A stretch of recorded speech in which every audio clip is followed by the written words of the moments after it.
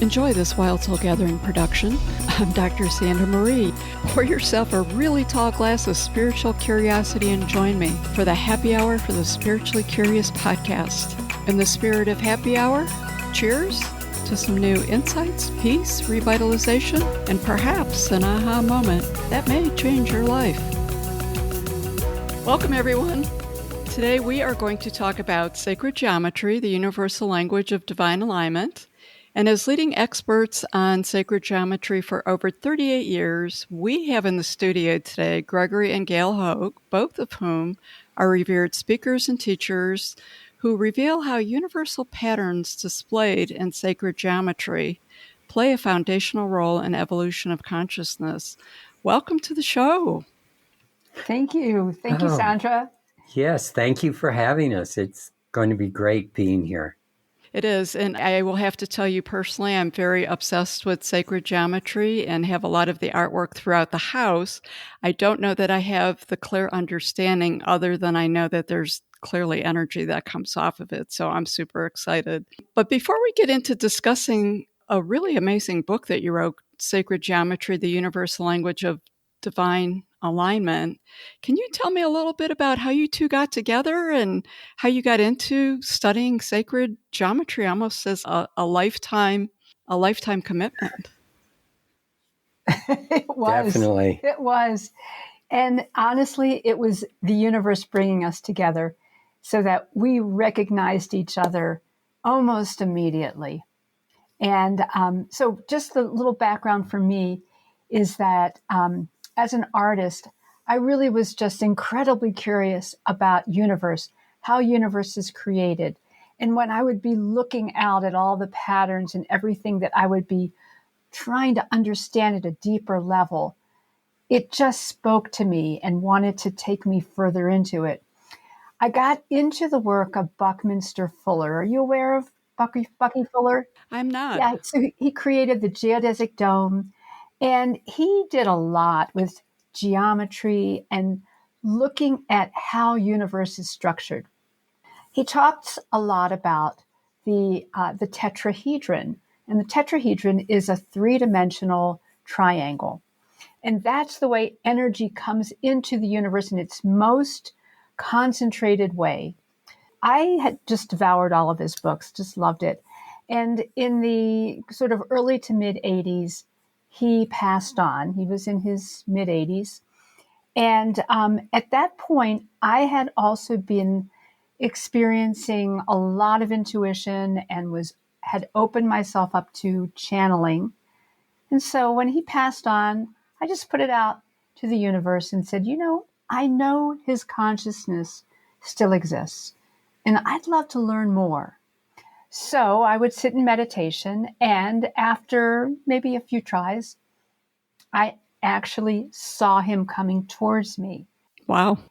And then I started getting all these lessons, and it was fascinating, and I was taking notes and loving it until it got to a point where it was more than I could handle because I don't have that scientific background. So I said, whoa, this is a bit much for me. Either bring me somebody that I can do something with this, because even though I can go way out there, I'm really basically a pretty practical person. So I asked for that connection, or just scale it down, let's not go overboard. What happened was that, almost like within a week or so, I bumped into Gregory, and I had recently moved to Boulder, Colorado, about a year and a half ago, but before that. And I had been moving my paintings from New York to a studio in Boulder where I was renting a space from a friend. It turned out Gregory had sold that house to her, and he one day was checking on a big table that he had in the garage while I was checking on my paintings. And we just kind of, started talking, connected. And he was carrying around a box of these geometries, and they had all these different tetrahedrons. And I said, oh, you must know the work of Buckminster Fuller. And he didn't. So I said, well, you need to. And so I put out that invitation. And this is where we're going to get into some fun conversations with you. And I could feel the energy coming off of these geometries because these weren't just flat, plain pictures. They were three-dimensional geometries. And I was fascinated by the ability to react to that energy that was coming off of those geometries. So that's how we got started from my end. And then Gregory can tell you a little bit about how he got to that place as well. And it's interesting, Sandra, the way you pose the question, how did we choose to study sacred geometry? I never chose. I never studied sacred geometry. More recently, I started looking at what other people were doing recently within the last 20 years or so. But the point is, it was more a sense of allowing rather than choosing, because I went through a lot of Kundalini in 1980, late 70s, after years of spiritual practice and living in different ashrams. And I had businesses at the same time, but I built a pyramid with a friend that had so much energy. And this pyramid in 1980 cost about $250,000 in today's dollars, even though it was only 10 feet high. And it set off this energy flow in my body so strongly that I literally had holes being burned in the middle of both hands and in the middle of both feet because of the energy, the light energy moving through my chakras. This opened up communication with higher dimensional realms and higher dimensional beings who started showing me these geometries, started showing me these patterns. And that's what I was doing. I was building what they were showing me. And I had no idea that some of them had names, like the platonic solids. I couldn't say icosahedron or any of those names at that time. That's where I was at when I met Gail. And we both, as she said, we recognized that we had work to do together. And very quickly, we realized this was a life journey where we needed to be married because it synergized our fields and our energy. It was like a word that Bucky put out was synergy, and how two together is much more than 1 + 1 = 2. It equals something so much more when the elements are right. That's what started the whole process and this journey. Well, Gregory, I feel like it chose you Mm-hmm. if you didn't choose it. So that's really interesting. Mm-hmm. So let's start at the beginning. What is sacred geometry and what makes it sacred? I have to tell you, this is going to be a fascinating interview because your geometries behind you are just like drawing Yeah. to me. Mm-hmm. And that's really the essence of three-dimensional sacred geometry. It is an energetic construct. It's not just a mental thing. And so we've been doing this work now for close to 40 years, and we've been amazed along the way what this is capable of doing. And so we really wanted to understand why, what is it about these different geometries, these constructs that are so potent? And if they are really that potent, how can we work with them in a way to at the benefit of consciousness, the benefit of the planet, all of that. And so what we found, Sandra, is that when you look into creation, you start out with just energy, just plain energy from a higher level that is finding a way to come into this physical dimension. And it comes in a way that has certain pattern and rhythm and structure that works with time in the same way over and over again in such a precise way that you can count on it all the time. And so even though sometimes this, this life, this universe appears as if it's just random and crazy, there is real order within it.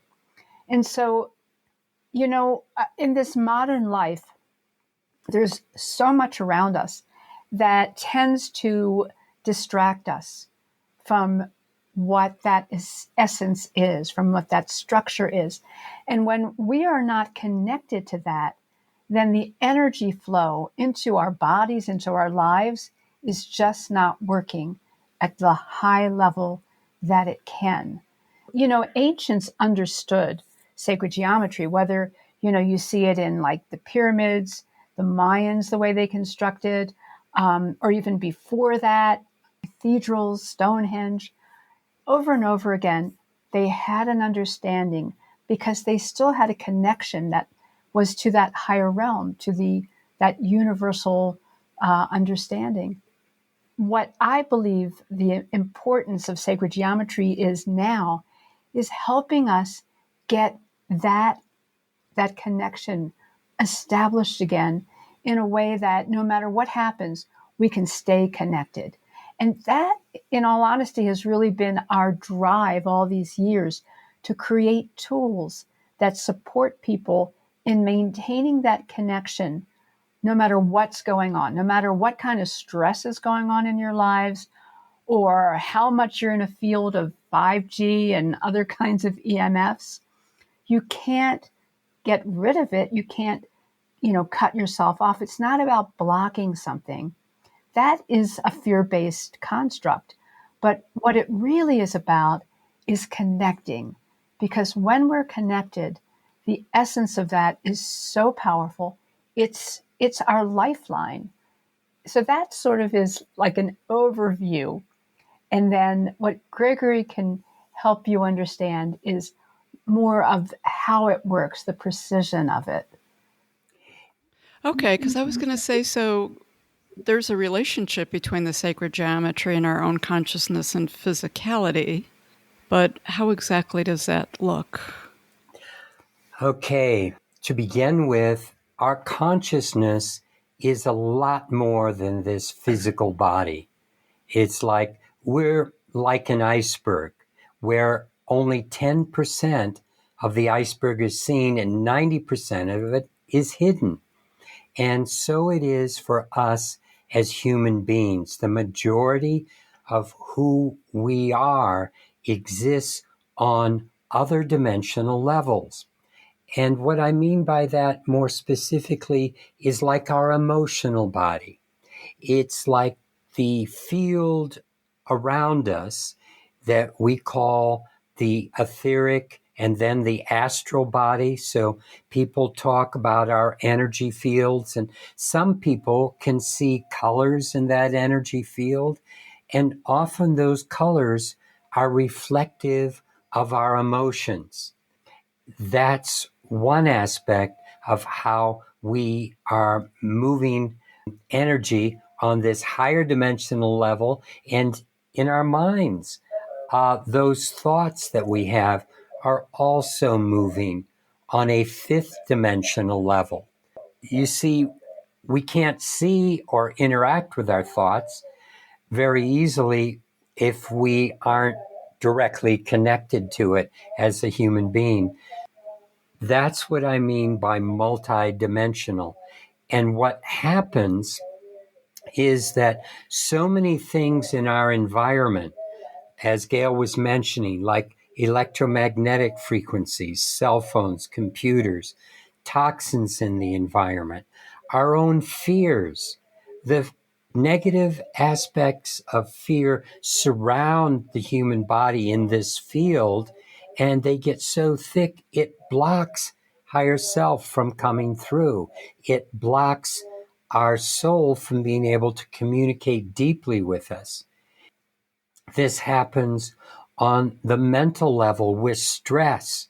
When we're experiencing stress, that also blocks higher dimensional flow. And our judgments and our belief systems, which limit our reality. All of these keep us at the very tip of our iceberg, which we call ego. We call physical body. This is our reality. And we're afraid that, oh my God, I'm not going to have enough if I don't get as much as I can for myself, and at the expense sometimes of others, because then I will die. And the ego is all about self-preservation. But it's when we're able to go to those higher realms, and the way sacred geometry plays into that is we look at all the ways universe works, nature works. You know, when we're in a natural environment, like with a stream and trees and sunshine, and the birds are singing, and the air is blowing past the trees, and the negative ions are filling us, and we're starting to get really high with the energy, that's because everything is following a natural order. Nature does it the same every time. An atom of hydrogen always reacts as an atom of hydrogen, and it has a particular frequency through all the different atoms and molecules. They follow these patterns and frequencies. So if we start watching how nature does it, and these geometries that when we're both on screen, you can see spinning between us, and then we have pendants that we wear where we have brought those three-dimensional energies that are moving. And that's, to me, what really makes sacred geometry sacred. It's when that geometry is linked with a natural order of things in such a way that it is capable of moving energy into our lives, into the environment. So even though we may be inside at the moment and sitting in front of a computer screen, we can feel the same energetic pulse as when we are by that stream in nature. We don't have to leave that vibration, because that vibration can be brought into our lives. And so again, to repeat something that Gail said, was that we can't stop the technology that's going on around us right now and block it, because all these things that we're doing, like this broadcast right now, we need those electromagnetic frequencies to make this all work. We have to put up with the electricity running through the walls. So we got the light so that we aren't in blackness and invisible. The point is, we can bring in other vibrations and frequencies that are more natural, like connecting us to the earth and connecting us to something so deep that we actually are not used to going there. And that's what starts being remarkable with some of the things that we offer people. These tools start to increase people's intuition. They start feeling happy for the first time in a long time. They start feeling a sense of connection because there's something going on with them, and others around them start noticing it too. It's like the pendants that we wear. This one grandmother said, "What I love about the pendant is that my grandchildren used to run away from me when I visited, but now that I wear the pendant, they crawl all over me." It's like children and animals are attracted to the energy, which is neat, because you go, there's no placebo effect there. They're not, just because they think it's supposed to be doing something, they're just reacting. They just attract, they're attracted to what feels good. Ultimately, that's what this is all about. Nice. They're definitely more pure in their energy. Part of it is, I think, we get socialized out of it. I do want to say, with your book, one of the things I really loved, I loved the diagrams with the icebergs and how you marked them and used them. So I personally am a very visual person. And one of the nice things about the book is that you share the information, I think, to reach a lot of different learning. We all learn a lot of different ways. I was like, oh, I like this, the iceberg. It really did speak to me. Yeah. So how would you, or could you give an example of how someone could use sacred geometry to transform their life? Well, I think to start with, I want to backtrack just a little bit, because Sure. one of the things that I came to learn in my exploration of sacred geometry and understanding universe is that it's not just, it's mathematical and geometric and all that other stuff, but it's not the way we held math, the way we were taught. It's not just a linear, mental kind of thing. It's energy. And that energy has consciousness. Everything is really founded in consciousness. So when we're talking about all this, it's really a journey of developing and evolving consciousness.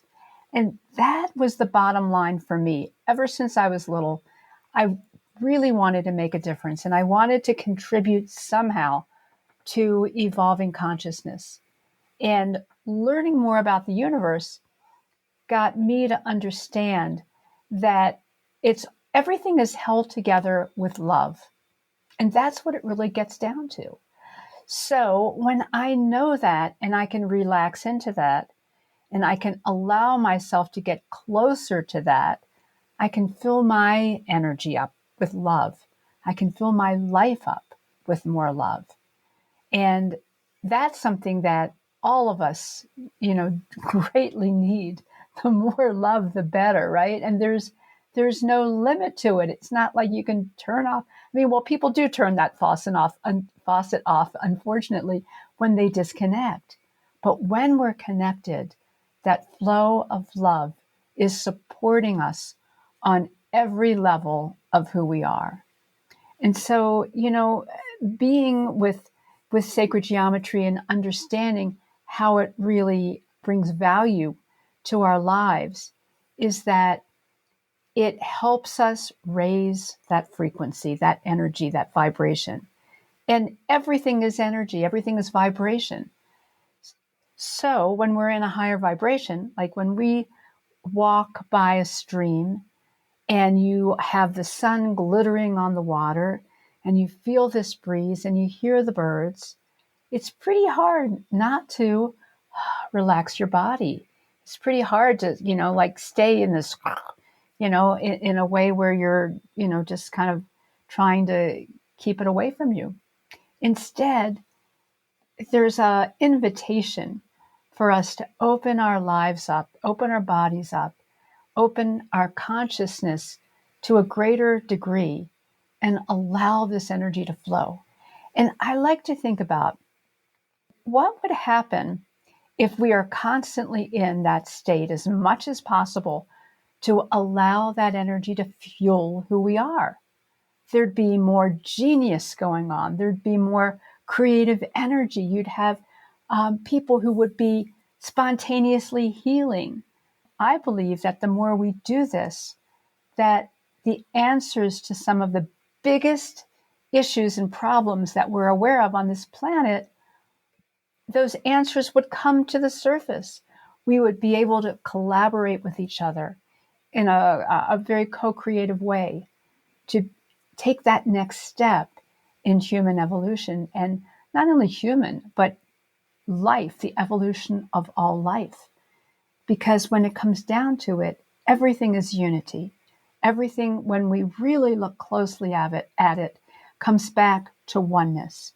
And so the more we're in that field, the more we're close to that sense of good of all, that our lives are really here to bring that love in for the good of all.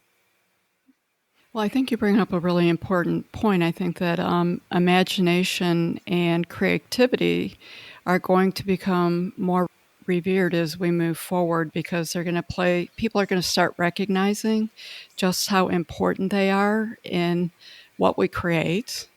what humanity looks like and really moving us forward as a species. I'll just ask, a lot of people are talking about a lot of the energy on the planet feels different and like it's shifted. Have you guys noticed a difference even with the eclipse? And how does the geometry play into that? Like, how has it affected you personally? Do you want to tackle that one? Oh, no, it's so much fun just to open my mouth sometimes and listen to what comes out, because that's the nature of creativity. It's like all possibility is always there, and we can discover it moment by moment by being present. It feels like that's happening right now with the planet, and it's moving faster. The energies are coming in and shifting, and I think within each of us, if we have issues, that was the nature of the Kundalini. That's why it was burning holes in me, is that I had resistance. I had issues. I needed to open up and allow the energy to flow, which took a lot at that time. And it still does for all of us, because we keep growing. And the energy of this time is, for some people, it seems to be rattling them because they have stuff to let go of, to open up to, things to learn. I mean, it's all about constantly learning. Who am I? Why am I here? How can I do something that's meaningful? How can I be seen for that? How can I be recognized? How can I give and receive love? All of that energy, I think, is building toward that. People that are having issues have the opportunity to spiral deeper into those issues, or if they recognize this time, there's energy for support, there's energy for recognizing. It's like what you're doing, Sandra. You're sharing this kind of information with so many people to help them realize they have a choice. Yeah, there's a lot of energy going on right now. How are you choosing to work with it?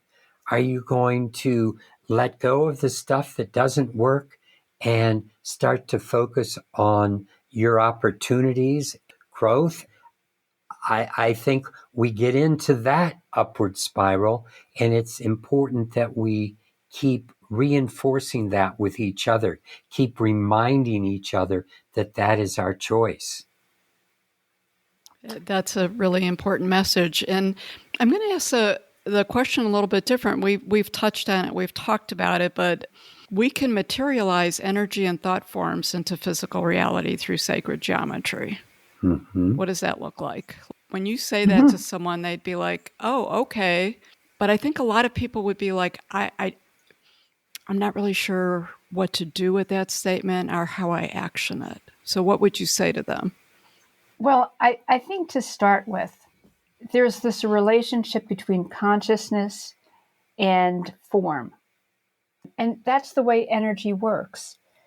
Like the more that you're connected, that you're more aligned with whatever those thought forms are, they can manifest more easily, right?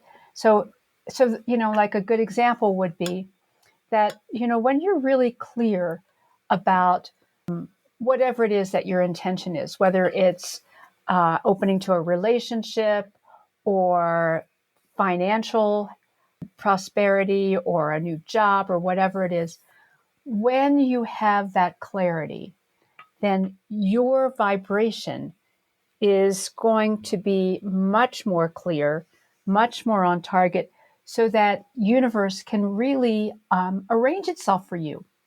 I like sometimes this phrase of the universe is really like a self-organizing entity. So we are not necessarily doing it, but we're connecting with those organizational principles so that we're in alignment with it. And it's amazing, like one of the things that I see happening a lot with working with our tools is serendipity. And, I look at that and go, wow, is it as simple as you think of somebody and the next thing that happens is they call you, or you bump into them in the grocery store. That's an example of that alignment. That alignment might be that you've struggled for ages to get clear about what is it that I really want. And then all of a sudden, like, you have that clarity and it happens. And so it's an alignment with all the universal principles.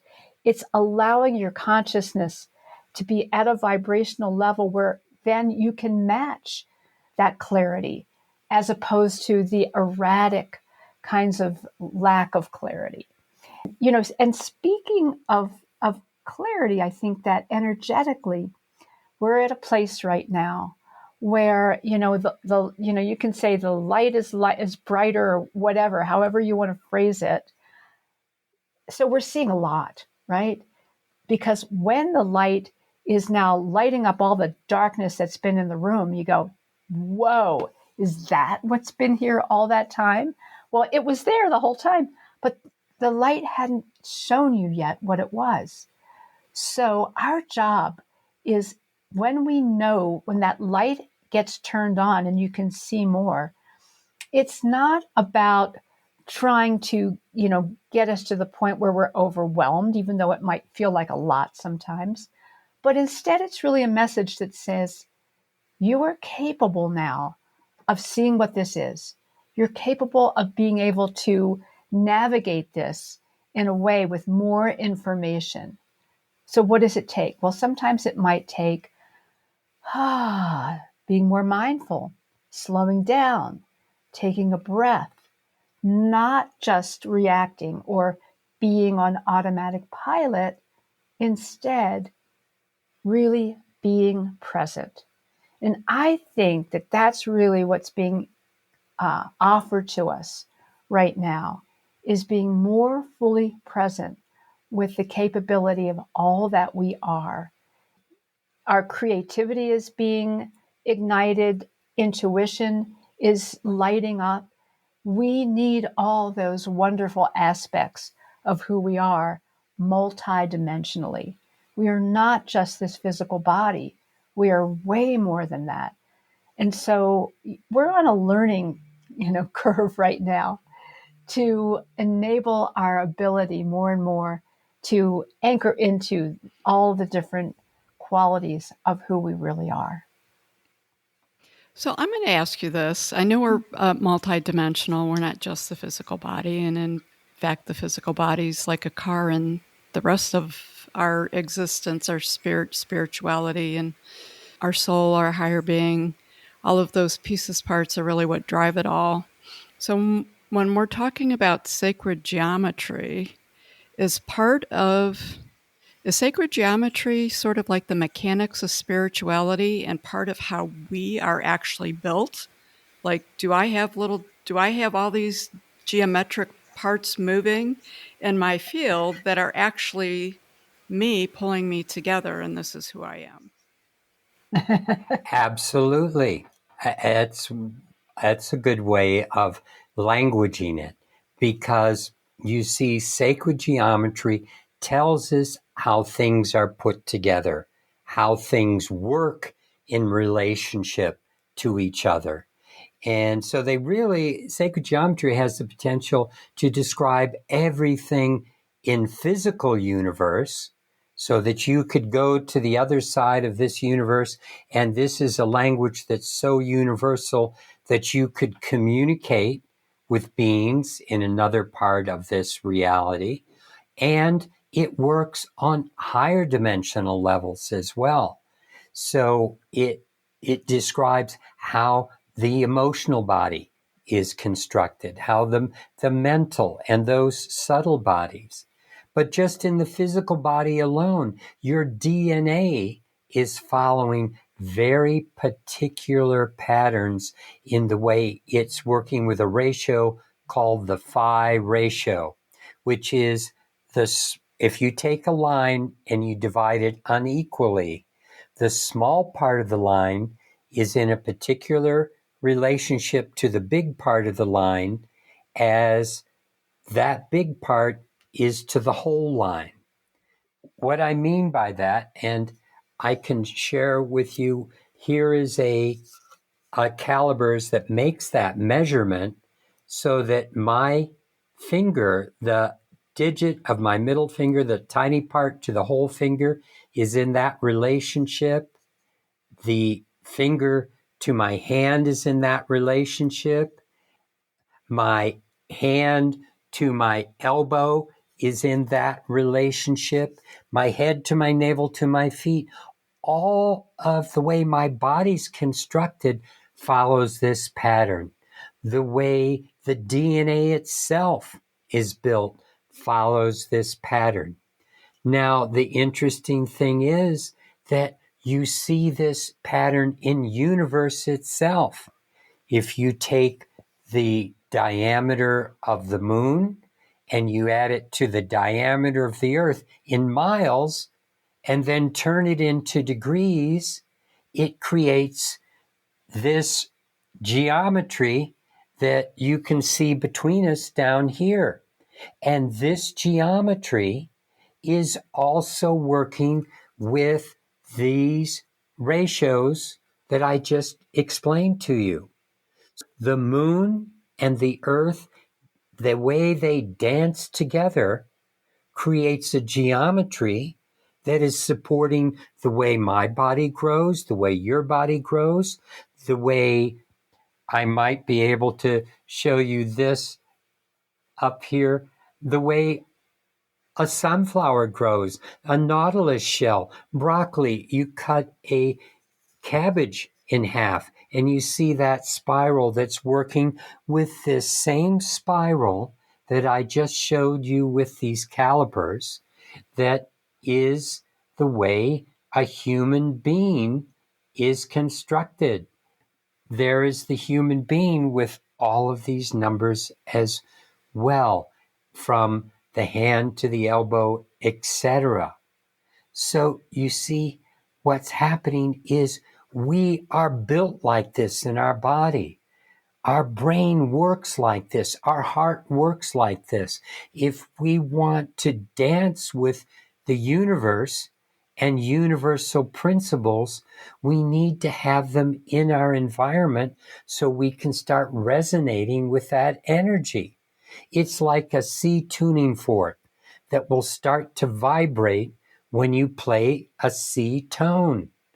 So the moon and our earth, and we just had an eclipse, as we were talking about a little bit ago, which puts the relationship of the moon and the sun into play here.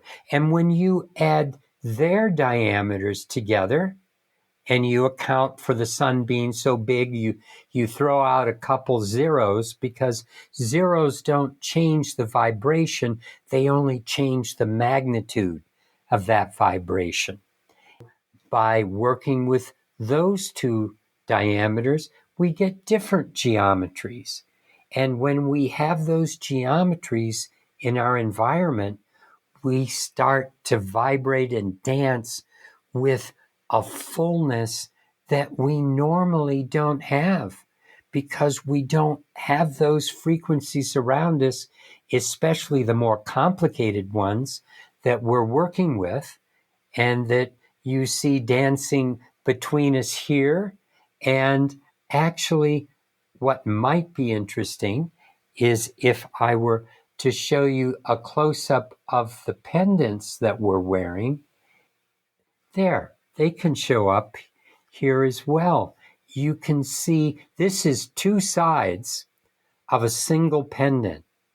Even though it looks like two different pendants, we have two sides because one side toward your body starts moving the energy down, because we're like a big torus, a big donut of energy. And that energy starts flowing into the earth when one side is toward us. And then we feel more connected to the earth. We feel more heart-centered. And when the other side is focused toward us, then We move into our head more. We move out more. We feel more expansive and focused on the higher realms. This pendant is what I was describing when I was talking about the grandmother whose her grandkids crawled all over her. And sometimes I've had prison guards in high security prisons say, when I wear my pendant, the prisoners treat me differently. Teachers say students behave better. Psychologists, some of the fun ones are like lawyers that put certain geometries like next to us, have them spinning in their boardrooms because this is the room where depositions are laid out and people argue less when these kinds of energies are around. We don't realize how much of our reality and our constant reaction, our constant fears, and it's like, you don't understand what I'm going through. Well, each one of us is going through that inside our own being. The challenges of this time, of so much energy moving so fast, things changing so much. And people go, oh no, I want it to be simpler. I can't handle the constant change. But that's where we need to connect to something unchanging within us, which is literally what soul is. If we can get that field into dancing with this physical body, this puppet that's going to die in another 10, 20 years or so, 30 years, that's the lot for what goes on with the physical body. But our opportunity is to go so far beyond what this physical body is offering. And when we do connect into that bigger field, that's when the joy comes.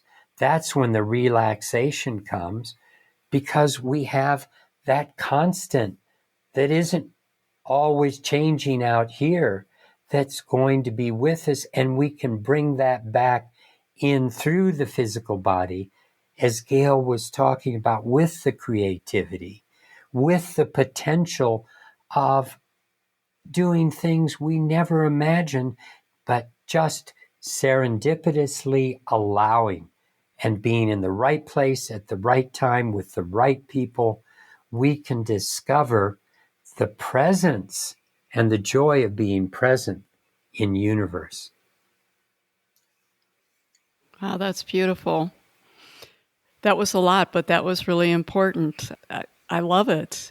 So right now, there's a lot of talk on how humanity is currently moving from a more male-dominated energy to the feminine energy. How does sacred geometry interplay with the divine feminine and the divine masculine? Because it seems to have moved up. It seems to have moved up in our purview a little bit recently. Mm-hmm. And it should. I love the question because, there were times where the feminine energy was highly revered. It hasn't been any time very recently, but there's a lot there historically. So we are finally back into that cycle again, where the feminine is coming into that place of reverence. I love some of the work in our book that shows through number and how things progress in an evolutionary pattern, that there's like a masculine and a feminine, a masculine, a feminine, because, what's really important is integration. It's not that there should be one and that should exclude the other. We need both. When you think about Balance. what the female principle is, it is the creative, it is the mother. In order for things to go into that evolutionary spiral, the feminine energy must be firmly engaged. And so we are definitely in a time now where we've actually shifted some of our geometries, and in the pendants that we just showed you, we changed some of the internals, like inside, even though you saw two different sides of the pendant, inside, we have like over 35 different antenna systems and different kinds of things that anchor the energies, so that just like an antenna system, you can be able to receive and broadcast certain energies. And that's what's inside of those pendants. But on the outside, we changed some of those geometries because we were really getting the guidance that it's time that we bring that more into the forefront. And, even though there's so much that we've learned from masters of sacred geometry that have been alive both in our lifetimes and also previously, going back and exploring a lot. Over our years of being together, we realized that, yeah, it's great to get guidance and all of this intuitive work. However, we wanted to study it and take it even deeper. So we're integrating both of those. So you can almost say we're integrating the masculine and the feminine ways of going about creating. It's interesting that this is a very important time for us in order to take that next step into our evolutionary pattern, to enable the feminine energy to really have that voice, that place. We're seeing it in so many different ways. And even though, there's a glass ceiling currently for women, like in jobs, our political arena, all kinds of things, we're not seeing it yet. But I think that we're holding that energy now, that the feminine energy is really coming into a very strong part of this unity. And when you think of unity, you think of oneness. You can't have one without the other. Oneness is not about I'm right and you're wrong. Oneness is about incorporating all of what is. I believe that we're going to see so much more of that coming into manifestation. And the more that we work with the female energy, the intuitive, that sensitive, the enabling ourselves not to be the ones who are pushing, but we are allowing. And allowing is a feminine energy. And I think that's where we are engaged with the universe in, a very wonderful partnership of co-creation. And in an early chapter of our book, we speak very directly to the divine masculine and the divine feminine as one and two. And it's the divine masculine is the seed, the source of everything. And yet it's really unknowable until it differentiates and comes into this reality through the divine feminine, which is duality, which is the number two. And duality gives us opposites. The Bible, it talks about the knowledge of good and evil, and that Eve, the feminine principle, is made the scapegoat, the bad guy, for unveiling that knowledge.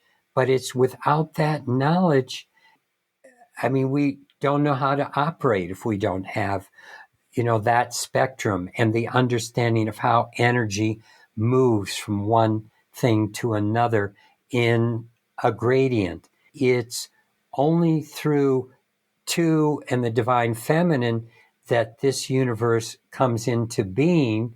If we want to go into the higher realms, it's through the divine feminine that we rise back to discover the unity that is behind everything, by tapping in through this reality, which is exposing us to duality. And then we move beyond the duality. Nice. I love how you are evolving your work to meet the evolving evolution of humanity, because it's always changing and flowing, although as you mentioned earlier, a lot of people get overwhelmed with the change. But it's part of growing as humans. We're always changing, even though we don't think that we are. Mhm. I think that that's beautiful that you evolved your work in the geometry to do that. So I'm going to shift off a little bit here. I told you that, I love the images and the diagrams in your book. I'm just going to ask, this is a little different and I'm a little fascinated with it. Can you just talk about Metatron's cube? Okay. I think in our book, we do share Metatron's cube. Technically, it's interesting what has been put out as Metatron's cube. If you Google it, you're going to get all of these two-dimensional images. And it's one aspect of Metatron's cube. I will just grab a cube and show how even a cube that we can all visualize, if you look at it from the face, it's a square. If you look at it from the edge, you see it as a rectangle. And when you look at it from the point, then it becomes a hexagon that has been broken into 6 triangles. And this is an aspect of Metatron's cube. It's the outside of Metatron's cube. Inside are 2 tetrahedrons, one pointing up and one pointing down, because when I connect these outer points, I get a cube. And at the very center, I get another geometry when I connect those centers, and that's an octahedron. So Metatron's cube has been there in front of us for a long, long time, and people keep seeing it as just a two-dimensional form. But as we kind of alluded to earlier, 2D doesn't have the same effect on us as a three-dimensional form. And the reason is 3 dimensions occupies the same realm as we do.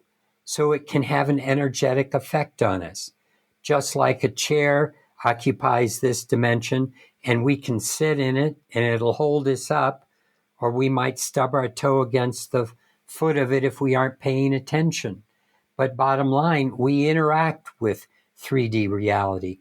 2D reality, that comes to us on a piece of paper or on a screen or on an iPhone or some kind of a smartphone. And the point is that it doesn't really exist in our 3D reality. It exists in our consciousness.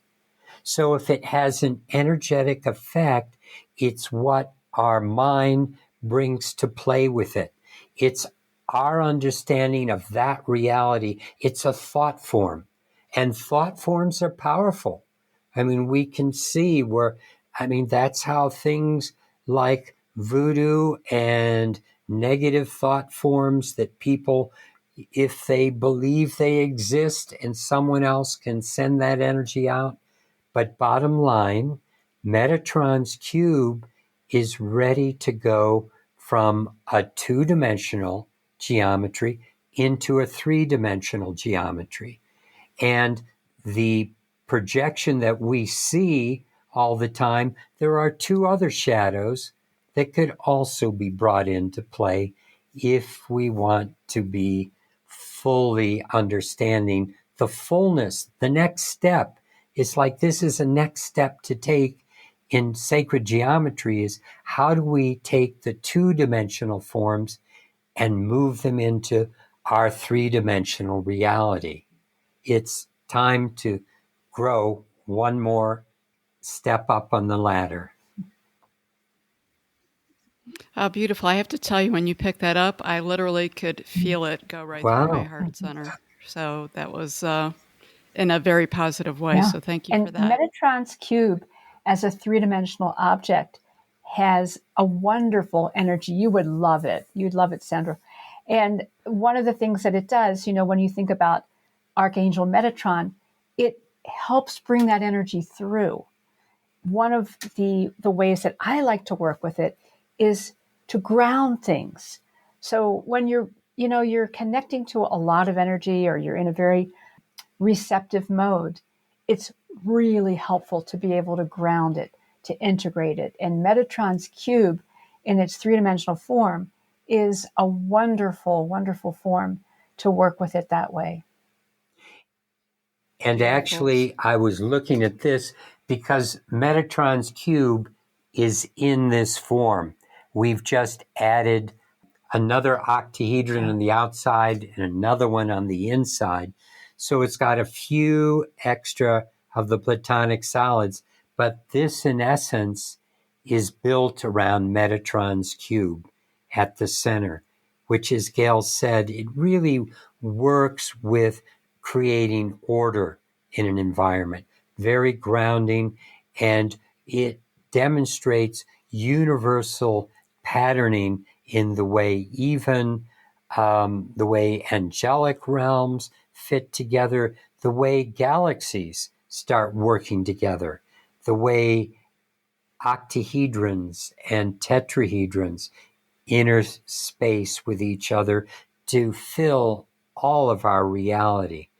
So it's a wonderful place to start in understanding sacred geometry. We actually have a three-dimensional Metatron's cube underneath the bed, so that, in that receptive place, dream state, that it helps us in being able to ground more of what that is. And when we were looking at the pendant earlier, if maybe, over here on this pendant that you see on the left, your screen, in the very center, that is the view of Metatron's cube. There's a gem in the center that obscures some of it, but that's the Metatron's cube that we're used to looking at. And then here on one side is a Metatron's cube from another perspective, and on the other side is another perspective of Metatron's cube. Inside that football shape that we're seeing in the left pendant. And that football shape is actually something called the Vesica Piscis or Vesica Pisces, which is an opening. It is the divine womb that gives birth to everything in universe, which happens when you get the duality of two circles we're crossing over each other so that the center of one circle is on the edge of the other circle. And that almond shape comes out in the middle.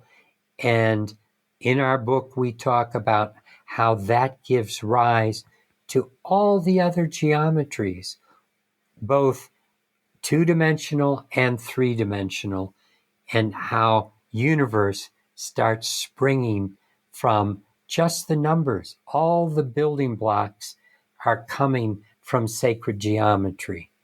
And then we get to play with those building blocks in our environment because we want to dance with the universe rather than trying to buck it. Well, we could talk about this for hours, but I do want to just expand on that just real quickly, is that as you talk about it, and especially when, we talk about it in that mathematical science way, I think what's really important is what you just said, is that we have the ability to manipulate and use it to make a difference and grow ourselves and grow our consciousness. It's not just that this is a structure that's there and we have to plug into it. Yes. And I think that if you look at things from the perspective of physics, there's a lot of dialogue about, is something a particle or a wave, and how is one going to come forward and the other not?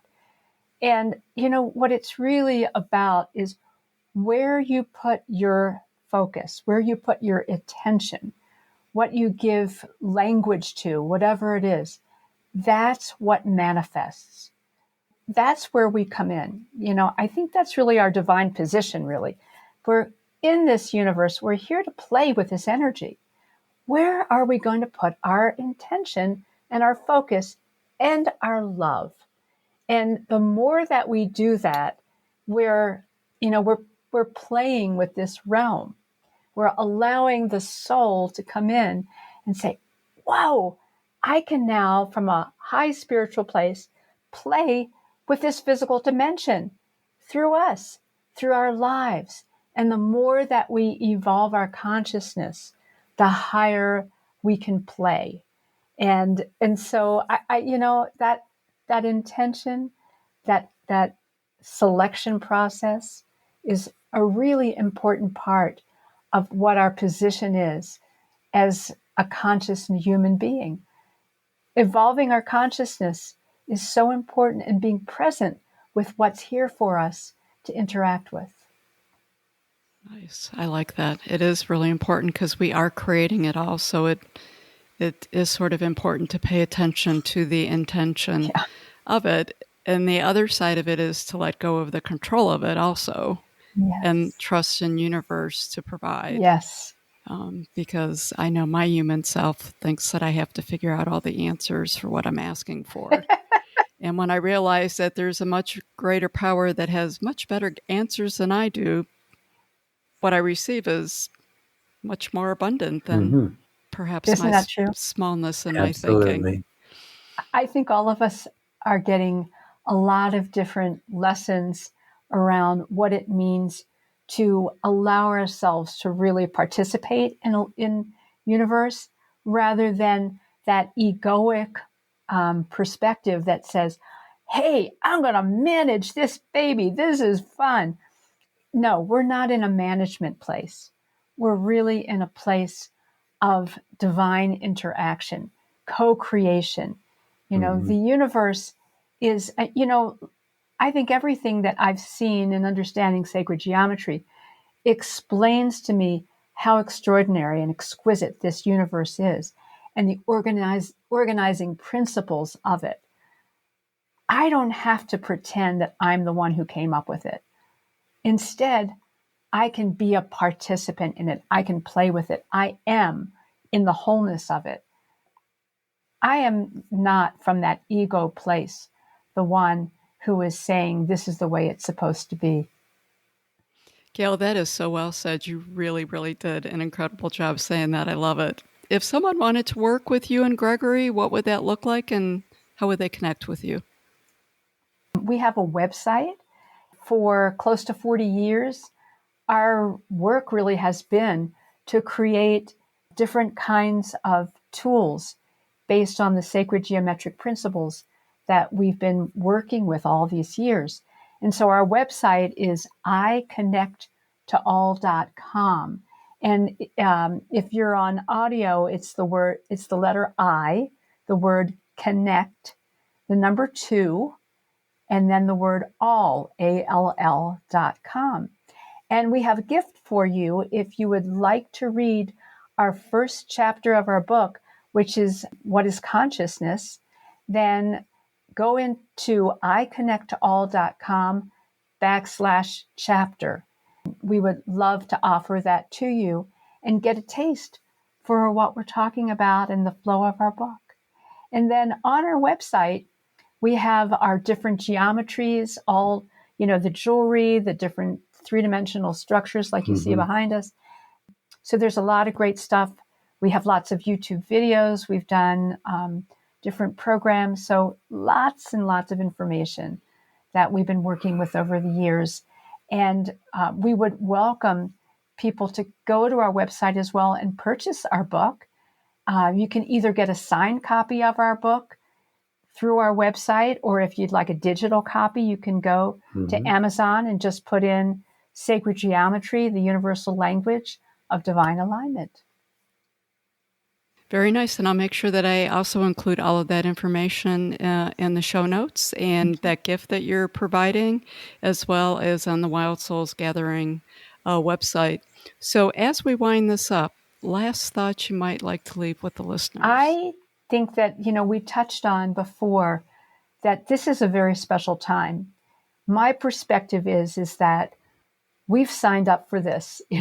There's something about our souls that really wants to be here now and wants to work with each other to help move this evolutionary spiral to a higher level. So do all that you can to be more present, more mindful, and more allowing to be here as the soul that you are. So Yeah. there is so much support at this time coming in, as Gail is saying, and it's important to realize that we aren't alone. All of this energy is focused on spiritual evolution, and that's really our opportunity at this time. And it's so important that we find each other. And, the work that you're doing, Sandra, is so critical to help people realize that we have common goals and common shared interests, and that we are doing this together, and the energy is building. The more you travel anywhere in the world, you'll come across people that are really believing the same kind of things that each one of us holds in our heart. And it's that love that binds us together and realizes we're here for something greater, and it involves being of service to everyone in such a powerful way. I agree, and thank you. 100% service to ourselves is equally as important as 100% service to others. Absolutely. So, Gail and Gregory, That's right. thank you so much for sharing your time and your wisdom today. I so appreciate it. I know the listeners do too. And for all the listeners out there, I do want to thank you for taking time out of your day to join the three of us. Remember, embrace that wild soul. Thank you so much. Thank you and Oh, blessings. thank you and blessings. Thank you for joining us for this episode of Wild Soul Gatherings Happy Hour for the Spiritually Curious. To learn more about our guests, please go to our website, wildsoulsgathering.com. We're very eager to hear from our listeners what you thought of the episode, topics you might like us to cover in the future, your thoughts on spirituality, questions you may have. Please feel free to send us an email at wildsoulsgathering@gmail.com. This is your host, Dr. Sandra Marie, sending each of you peace and love. Until we meet again, embrace your wild soul.